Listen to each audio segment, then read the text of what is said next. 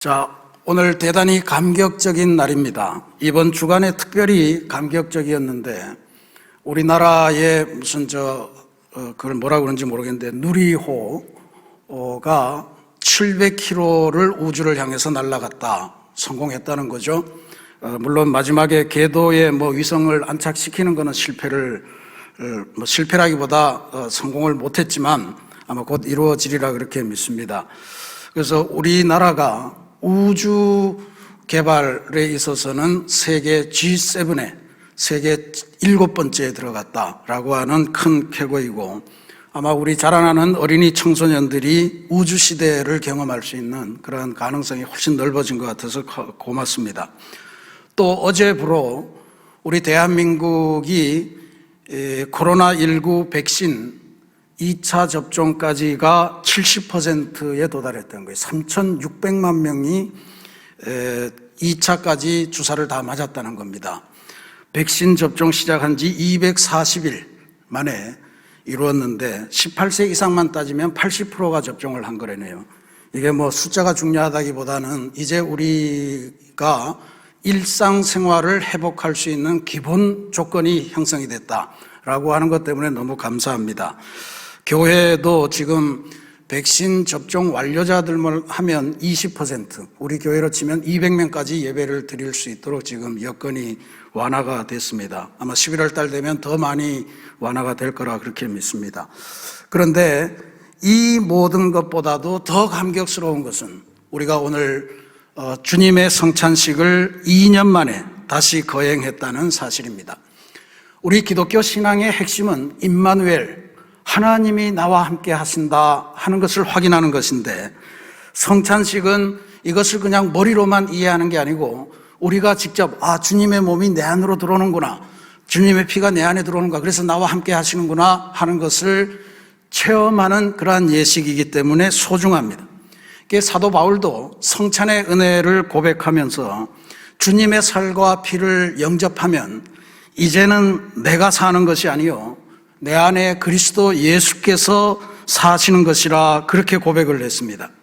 그러니 이제 주님의 성찬을 받은 우리 모두는 주님과 연합한 새로운 존재가 된 것입니다.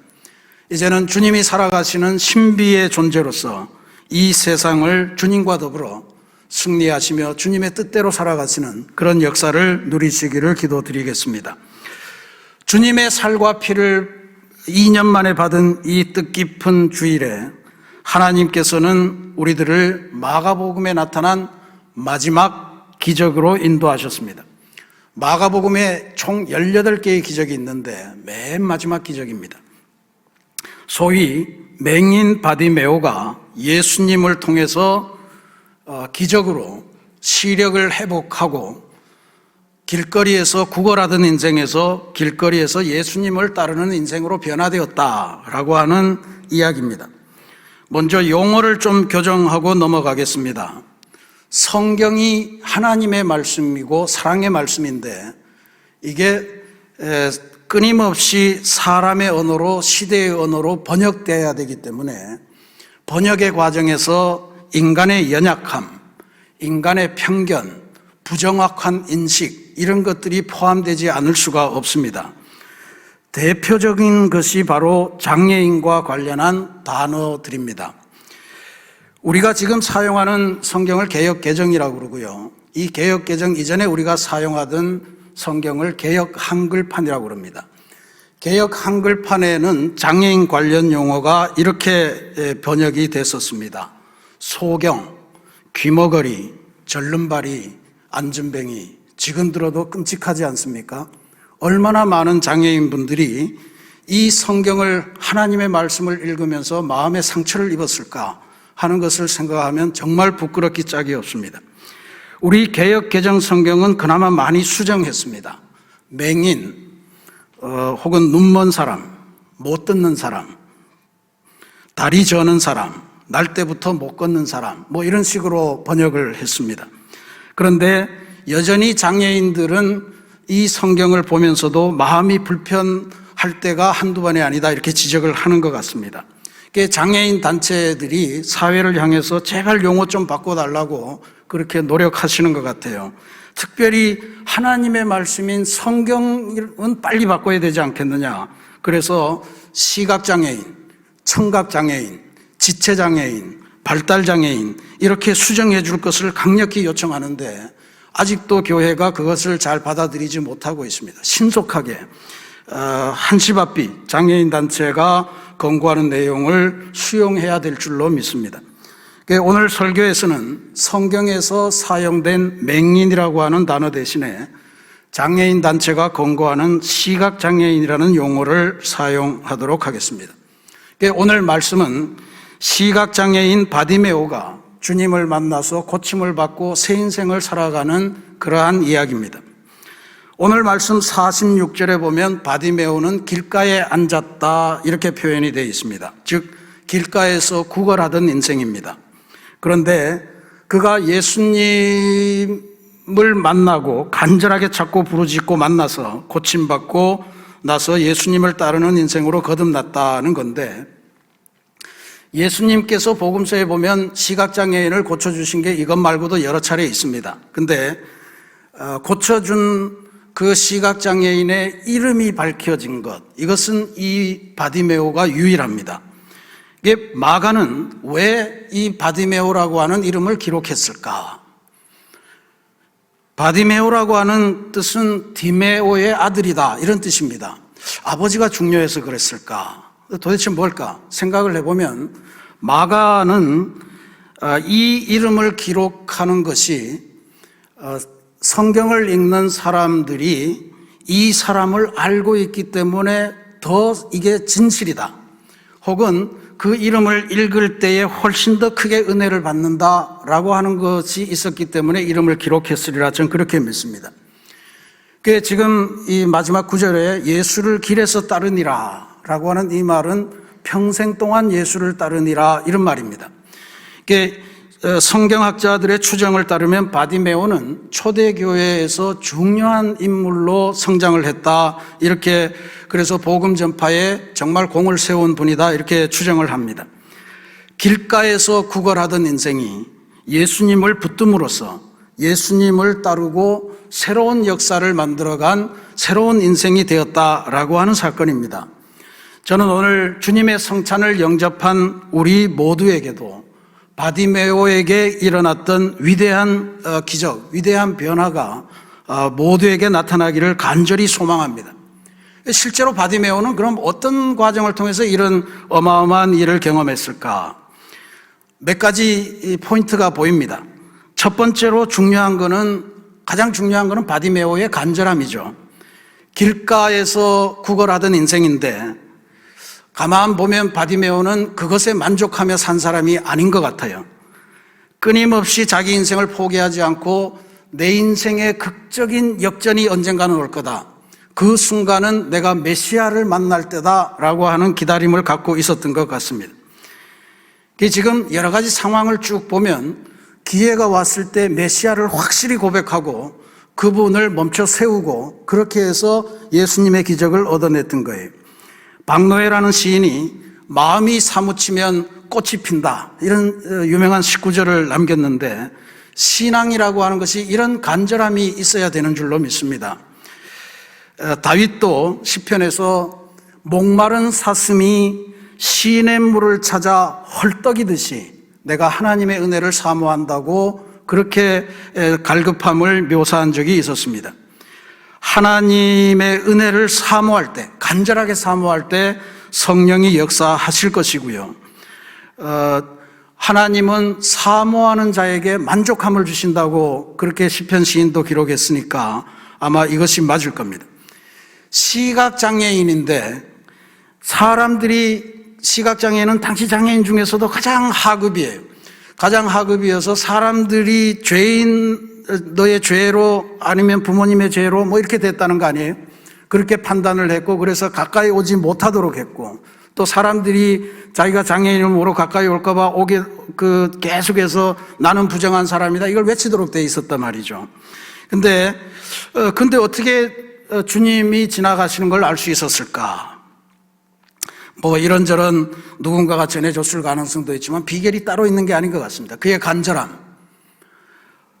내가 여기 길목에 앉아 있지만 메시아가 이 길을 지나가는 때까지 나는 여기서 기다리리라. 뭐 이런 마음, 뭐 인디안 기구제 같은 그런 마음이 바로 이 바디메오의 마음이었던 것 같아요.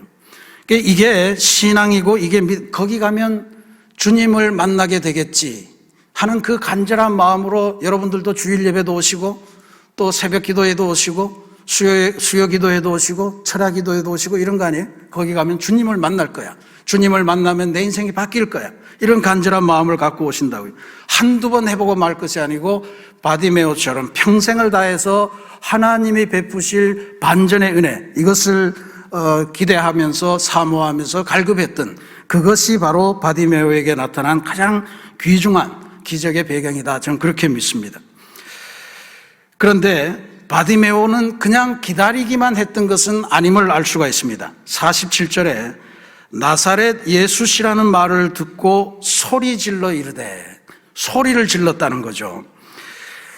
주변에서 꾸짖고 말렸습니다. 조용하라고, 네가 낄 자리가 아니라고. 근데 그랬더니 더 크게 소리 질렀다고 그랬습니다. 무슨 소리예요? 자기를 도와달라고 주님을 부르는 소리였어요. 나를 불쌍히 여겨달라고. 이게 오늘 우리들의 기도 아닙니까? 이게 우리들의 기도입니다. 간혹 우리는 그런 생각을 할 때가 있습니다. 하나님이 참 전능하신 분이신데, 그래서 우리의 마음속 모든 것도 다 아시고 내 머리카락 개수까지도 다 세시는 분이신데 설마 내 마음을 모르시라. 내가 굳이 그렇게 막 애타게 부르짖고 뭐 이러지 않아도 하나님이 다 내 마음속 속마음을 읽으시고 내 세미한 기도를 들으시고 그렇게 응답해 주시지 않겠는가? 그렇죠. 당연히 하나님은 그러실 것 같습니다. 근데 누군가가 아주 열심히 애타게 그렇게 소리를 지른다고 생각을 해 보십시오. 오늘 도대체 누가 와서 저렇게 떠드나? 저 기도를 한번 내가 들어봐야 되겠다. 무슨 사연일까? 이러시지 않겠습니까? 불쌍히 여겨달라는 기도의 목소리가 주님에게 들릴 때 주님께서 발걸음을 멈추시고 그 앞에 서서 사연이 뭐냐? 네가 무엇을 원하느냐? 나와 함께 새로운 세상으로 가자. 네 믿음이 너를 구원했다 하는 기적의 은혜를 베풀어 주실 줄로 믿습니다. 여기 불쌍히 여겨달라고 간절히 외쳤는데 이거는 주님 없으면 저는 못 삽니다. 지금까지 간신히 주님 기다리며 살았습니다. 이런 고백 아니에요. 저를 붙들어 주십시오. 저는 무능합니다. 힘이 없습니다. 할 줄 아는 게 없습니다. 도와줄 사람도 없습니다. 오직 주님밖에 없습니다. 이렇게 기도하고 간절하게 매달리는 자녀를 어떤 아버지가 거부하겠어요? 그게 우리 하나님께서 어떻게 거부하겠습니까? 그러니 간절한 마음을 갖되 소리질러 부르는 기도의 삶, 이것이 우리에게 중요하다는 걸 알려주는 거죠. 또 하나 주목할 것은 50절 말씀입니다. 예수님께서 너를 부르신다 하는 주변의 소리를 듣고 시각장애인 바디메오가 겉옷을 내버리고 뛰어 일어나 예수께 나왔다 그랬습니다. 당시 겉옷은 그냥 외투를 말하는 게 아니고 이거는 재산 목록에 포함되는 거예요. 율법 규정에도 겉옷에 대한, 겉옷 재산에 대한 규정이 아주 세밀하게 기록되어 있습니다. 이 겉옷이라고 하는 것은 재산 목록이었고 전당을 잡혀도 그 다음에 해가 지기 전에 돌려줘야 되고 뭐 이런 복잡한 규정이 있어요. 그러니까 이게 뭐냐 하면 밤의 추위도 막아주고 그 다음에 유사시에는 전당포에 가서 맡기고 돈을 받아서 그것으로 양식을 사서 끼니를 해결할 수 있는 그런 물건이었단 말이죠. 그러니까 이 길거리 인생인 바디메오에게는 아주 절대적으로 필요한 그러한 재산이었습니다. 근데 예수님께서 너를 부르신다, 너를 보자신다 하니까 그냥 겉옷을 버려두고 달려갔다라고 하는 거죠. 입고 가도 될 텐데 왜 벗고 달려갔을까? 왜 겉옷을 내버렸을까? 분명하지 않습니까? 이제 나는 메시아를 만났고 주님을 만났으니 내가 지금까지 의지하던 이 겉옷, 이건 사실은 아무것도 아니지 않습니까? 라고 하는 고백이 담긴 거예요. 예수님을 만났으니 이것으로 나는 족합니다. 여호와가 나의 목자 되셨으니 내게 부족함이 없을 겁니다. 주님이 기억하시면 족하리, 뭐 이런 신앙 고백을 한 거 아니에요? 예수님 입장에서 보면 어떨까요? 저게 지금까지 전 재산이라고 믿고 의지하던 거 다 버리고 나 좋다고 나 의지하겠다고 쫓아오는데 그럼 예수님 보시기에 어떻게 하시겠어요? 받아주셔야 되는 거 아니에요? 사랑의 예수님이 그걸 받아주지 않겠습니까? 주님께서 해결책을 모색하지 않을 수가 없는 그런 상황이 된 거예요. 그러니까 눈을 띄우시고 그 다음에 너는 이제부터 여기서 구걸하지 말고 나를 따라서 하나님의 나라의 일을 하자 이렇게 데려가신 거예요. 바디메오가 벗어던진 겉옷처럼 오늘 우리도 혹시 하나님 대신에 의지하고 있는 것 그런 것 있다면 한번 정리해보고 주님을 따라 나서는 결단이 필요하다 이렇게 볼 수 있습니다. 의심이나 불만이나 원망 이런 것도 다 따지고 보면 우리가 갖고 있는 겉옷 때문에 생기는 거잖아요. 그것을 벗어던지고 주님을 향해 다시 한번 일어서시는 변화가 오늘 여러분에게 있기를 기도드립니다. 마지막으로 진짜로 중요한 내용 하나 있습니다. 47절에 보면요. 사람들이 분명 말한 거는 나사렛 예수시라 그랬거든요. 나사렛 예수라. 나사렛에서 온 예수라는 사나이다 이런 이야기인데 이 말을 듣고 정작 바디메오는 다윗의 자손 예수시여 이렇게 고백을 합니다. 다윗의 자손이라고 하는 거는 나사렛은 지명이고요. 다윗의 자손이라고 하는 건 메시아라는 이야기예요. 메시아 대신 예수시여 이 고백을 해요. 그러니까 바디메오가 한평생 기다린 거는 메시아였기 때문에 그게 너무 반가웠던 거예요. 사람들은 몰라도 옆에 3년 동안 예수님 쫓아다니면서 기적도 맛보고 가르침도 배우고 하늘나라가 뭔지 누가 들어가는지 온갖 것을 다 배웠던 제자들도 여전히 예수님이 메시아라는 걸 모르고 있을 때예요. 한두 명 어설프게 알고 있을 그런 때인데 이 길거리에서 구걸하던 시각장애인 바디메오가 나사렛 사람 예수가 다윗의 자손 예수라고 하는 메시아 예수라고 하는 것을 정확하게 알았다는 거죠. 눈은 뜰 수 없었지만 영적인 시력은 완전히 깨어 있었다라고 하는 것을 볼 수 있습니다. 실제로 마가가 왜 18번째 이 기적, 예수님이 나머지 기적은 전부 다 갈릴리에서 한 거거든요. 지금 이 기적은 예루살렘 바로 초입에 있는 여리고에서 지금 만나서 이루신 기적이에요. 십자가를 지시로 죽음의 길을 가는 그 와중에 바디메오를 만나서 지금 눈을 뜨게 해주신 거란 말이죠. 그러니까 이게 왜 이 기록을 마가가 지금 여기에서 하고 있을까? 이게 너무 중요했다는 이야기. 마가의 가슴 속에 이런 인생이 있구나. 이걸 정말로 귀하게 여겼다는 거죠. 3년 동안 쫓아다니면서 예수님으로부터 직접 교육을 받은 제자들은 여전히 예수님이 누군지를 몰라요. 십자가를 지러 간다고 3번이나 이 바디메오를 만나기 전에 3번이나 예수님이 나는 십자가에서 죽을 거야 예언을 하시는데 제자들은 그게 뭔 말인지 모르고 예수님이 예루살렘 가서 왕이 되신다 이렇게 믿었다고. 그래서 누가 더 높으냐? 우리 중에 누가 제일 높으냐? 누가 제일 높은 자리를 차지할 거냐? 심지어 어떤 어머니는 와서 치맛바람으로 예수님에게 내 아들 둘이 당신을 쫓아다녔는데 한 사람은 오른편에 한 사람은 왼편에 꼭 앉혀주셔야 됩니다. 이런 청탁까지 넣었던 그런 상황이에요. 그런데 지금 예수님께서 그 십자가의 여정에서 발걸음을 멈추시고 집중하셔서 기적을 베푸시는 그 현장이 누구냐 하면 제자들 앞이 아니고 이 시각장애인 바디메오였다라고 하는 이야기죠. 이게 정말 소중합니다. 예수님께서 이 세상에 공생애로 오셔서 가르쳐 주신 핵심은 십자가고 그 십자가는 사실 하나님이 사람이 되시고 사람이 이 땅에서 십자가를 지시고 희생 제물이 되는 거기에 진정한 승리가 있고 거기에 진정한 보람이 있다는 걸 알려주시는 거 아니에요. 제가 성경학 공부하면서 많이 영향을 받았고 그랬던 아주 훌륭한 세계적인 학자가 계십니다. 지난 8월에 93세 연세로 하나님의 부름을 받았는데 앤드류 월스라고 하는 옥스퍼드 출신의 유명한 선교 신학자고 교회 사가입니다. 이분이 한 가지 제기하는 문제가 있어요. 전 세계의 모든 종교들은 대부분의 유력한 종교들은 다 발생지가 지금까지도 그 종교의 중심지 역할을 한다는 거예요. 발생지가 이슬람교가 대표적이에요. 거기 아랍 세계에서 발생해서 지금도 아랍 세계가 중심이 돼서 뭐 선교를 한다고 하지만 여전히 거기가 중심이잖아요. 유대교도 뭐 여전히 이스라엘이 중심이고 그 다음에 불교도 인도, 네팔 혹은 대승불교라 그러면 중국, 한국 뭐 이런 데가 발생한 데서 그냥 계속 그게 종교가 부흥하면서 자라나고 있어요. 근데 기독교만이 이 세상에서 유일하게 발생지를 벗어나서 계속해서 그 중심을 이동해 왔다라고 하는 이야기.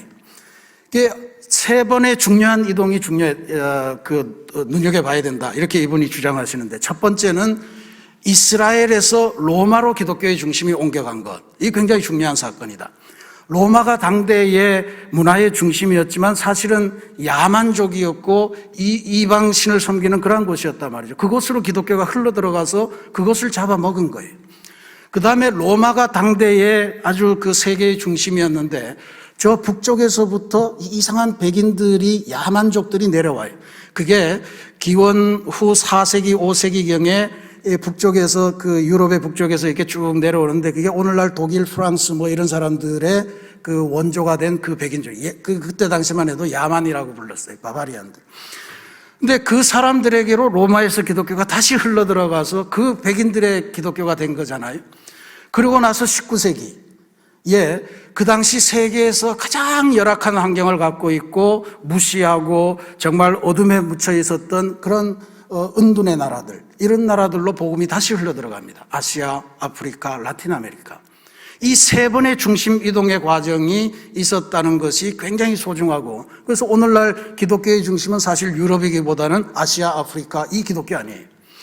근데 그래서 이 앤드류 월스 박사님에게 사람들이 묻는 질문은, 그러면 다른 종교와 다르게 왜 기독교는 계속 중심이 이동되냐?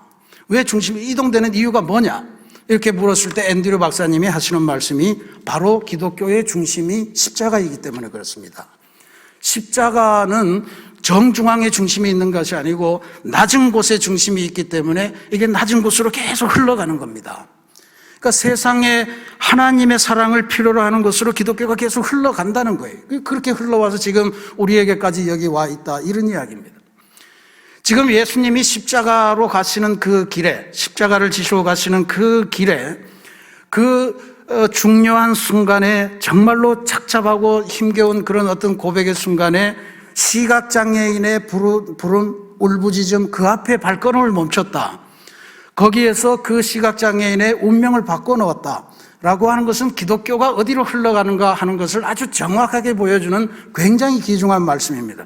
마가는 이게 굉장히 중요한 사건이라고 봤기 때문에 앞에 사건을 몰아넣지 않고 그 17가지 기적에도 시각장애인을 고치는 기적들이 나와요. 근데 다시 이 바디메오 이야기를 마지막으로 기억하고 있는 거예요. 사랑하는 우리 새신교회 성도 여러분, 오늘날 교회는 이제 중심을 어디로 옮겨갈까요? 시각장애인 바디메오가 예수님을 불러 세운 곳, 예수님이 시각장애인의 요청을 받아들여서 발걸음을 멈추고 그의 구원 사역을 펼치신 곳, 그것이 아주 정확하게 오늘날 21세기에 하나님의 복음, 하나님을 믿는 기독교가 가야 될 곳임을 우리들에게 알려주는 말씀입니다.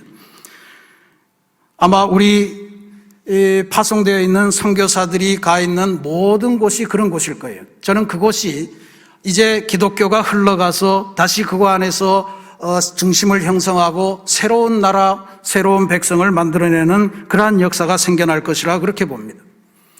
그런데 이게 비단 지리적인 문제만은 아니겠죠. 이제는 온 세계에 복음이 다 전파되어 있습니다. 그러면 우리 사회 안에서 수많은 사회적인 약자들이 아직도 의지할 곳 없어서 예수님을 간절하게 이름을 부르고 나를 불쌍히 여겨주십시오 소리 지르는 그곳이 바로 우리 교회가 흘러가야 될 곳이다 라고 하는 사실을 우리가 깨달아야 될 겁니다. 하나님께서 불쌍히 여기시는 사회적 약자들의 간절한 울부짖음이 터져나오는 고난의 현장, 그곳으로 지금 주님께서는 십자가를 지시로 옮겨가시고 있는 중일 거예요. 그리고 지금도 고통 가운데 여러 가지로 불편하고 어렵지만 그래도 내 한 번 받은 이 인생, 하나님이 나를 구원해 주셨으니 그 구원에 감사하면서 하나님의 마음에 들도록 내 인생을 한번 살아봐야 되겠는데, 사회적으로 여러 가지 어렵지만 하나님의 말씀대로 내가 내 사업을 하고 하나님의 말씀대로 주어진 소명을 완성하도록 살아가는, 이렇게 간절하게 기도하는 우리 새신 성도들의 삶의 현장, 그곳이 예수님께서 흘러가시고 예수님께서 발걸음을 멈추시고 그래 나와 함께 이 길을 걸어가자 기적을 베푸셔서 일으켜주시는 삶의 현장 또 교회가 흘러가는 곳이라 저는 그렇게 믿습니다. 그러니 우리 새신교회는 우리 성도들은 물론이고요, 여러분들 앞에 다 예수님이 멈추실 겁니다. 나아가서 세상 사람들에게 이러한 주님의 세계를 보도록 영적인 시력을 띄워주고 또 주님이 어디에서 멈추시는지, 주님이 누구 앞에서 멈추시는지, 주님께서 무엇에 관심하고 기적을 일으키시는지를 정확하게 알려주는 안내자의 역할, 진리의 빛을 알려주는 등불의 역할. 그 유명한 선교학자가 그런 말을 했죠. 선교라고 하는 것은 한 거지가 다른 거지에게 어디 가야 먹을 빵이 있다는 것을 알려주는 것이다 그랬어요. 우리는 그 안내자가 되어야 됩니다. 미리 빵의 수질체를 알았으니 그걸 알려주는 사람이 되어야 될 거예요. 그래서 주님의 관심, 주님의 기적이 일어나는 그 배경, 그 장소, 그 상황을 세상 사람들에게 알려주어서 이 세상 전체가 바디메오가 새롭게 회복한 그 역사를 기쁨으로 맞이하도록 하는 그러한 안내자가 되어야 할 줄로 믿습니다. 새신교회에서 우리 모두가 예수님 덕분에 인생의 새로운 눈, 새로운 가치관을 갖게 되고 새로운 인생을 살아가는 역사 있기를 바랍니다. 우리 모두가 주님을 만나서 새 인생을 걷게 된 오늘 현대의 바디메오들이 다 되시기를 부탁을 드립니다. 그리고 이 놀라운 소식을 우리 주변 사람들에게 널리 알려주는 그러한 진리의 전파자, 빛의 전파자, 진리의 등대로서의 살아가시기를 주님의 이름으로 축원합니다. 같이 기도하겠습니다.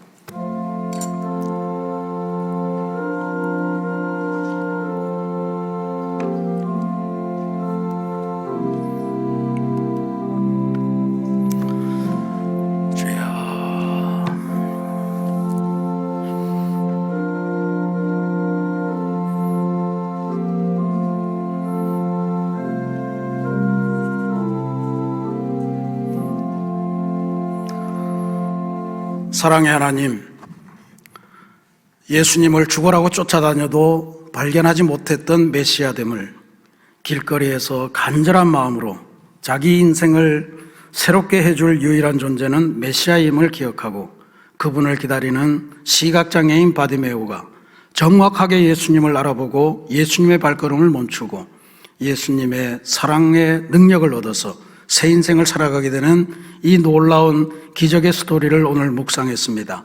하나님, 오늘 우리의 인생에도 이와 같은 역사가 나타나도록 주님을 제대로 알고 제대로 고백하며 주님의 발걸음을 멈추게 하는 우리의 인생이 되게 도와주시옵소서. 이제 우리 새신교회 모든 성도들이 그와 같은 오늘날의 바디메오들이 되어서 이제는 주님을 새롭게 만나고 주님과 함께 새롭게 하나님 나라의 건설의 길을 떠나도록 주님 도와주시고 이 새신교회가 뭇백성들에게 세상을 새롭게 보고 진정한 인생의 승리가 무엇인지를 알려주는 귀한 진리의 등대로서의 역할을 감당하도록 인도하여 주옵소서. 예수님의 이름으로